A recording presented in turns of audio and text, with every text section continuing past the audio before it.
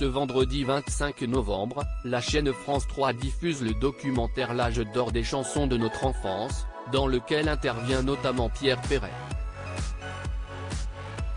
Et le chanteur, désormais âgé de 88 ans, révèle avoir été copieusement insulté par courrier à cause de certaines de ses chansons. CST, un programme 100% nostalgique, propose France 3 ce vendredi 25 novembre, L'âge d'or des chansons de notre enfance, diffusé dès 21h10, revient avec beaucoup de tendresse sur les tubes qui ont bercé plusieurs générations de Français. De Chantal Goya, qui garde la forme malgré un peu de bidon, à Hugo Frey, heureux en couple avec Muriel, ou encore Douchka, devenue grand-mère, et Marie Dauphin, interprète du générique de Bibi Phoque, impossible de ne pas replonger en enfance devant son poste de télévision. Pierre Perret, cible des parents de ces jeunes auditeurs, les parents m'insultaient par courrier. Parmi les autres intervenants, on retrouve un certain Pierre Perret, désormais âgé de 88 ans. Celui qui avait taclé en chanson la politicienne Sibeth Ndiaye a à son répertoire de très nombreuses chansons pour un jeune public. À commencer par son tube Le Zizi, qu'il avait peur d'interpréter. Pourtant, le chanteur, à l'origine d'un hommage bouleversant à Samuel Paty, ne souhaitait pas s'adresser aux mouflets en se lançant dans la musique.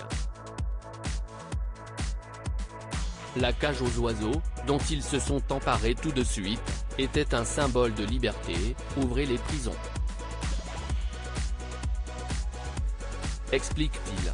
Seul problème, ces jeunes auditeurs le prennent au pied de la lettre. Si est la première chanson qui m'a fait avoir des ennuis, mais alors? Bah oui, parce que les enfants ouvraient vraiment les cages. Point, les parents m'insultaient à l'époque par courrier. Ça allait moins vite que par internet, mais qu'ouest ce que je me suis fait insulter. Pierre Perret, un jour, une grand-mère m'a envoyé une lettre me traitant de tous les noms, mais ce n'est pas tout, pour vaisselle cassée, ça a été pareil. Celui qui en avait changé les paroles au moment de la crise sanitaire se souvient, un jour, une grand-mère m'a envoyé une lettre me traitant de tous les noms. Elle me disait, j'ai laissé mon petit-fils au 4e étage de l'immeuble le temps d'aller acheter mon pain. Quand elle est arrivée, il y avait une pile de vaisselle cassée autour de lui. Le drame, si est que c'était le seul service de famille, et qu'il avait 100 ans. Mais quand on est fan, on ne compte pas. À lire aussi Pierre Perret, France 3, pourquoi le chanteur avait peur d'interpréter son tube Le Zizi.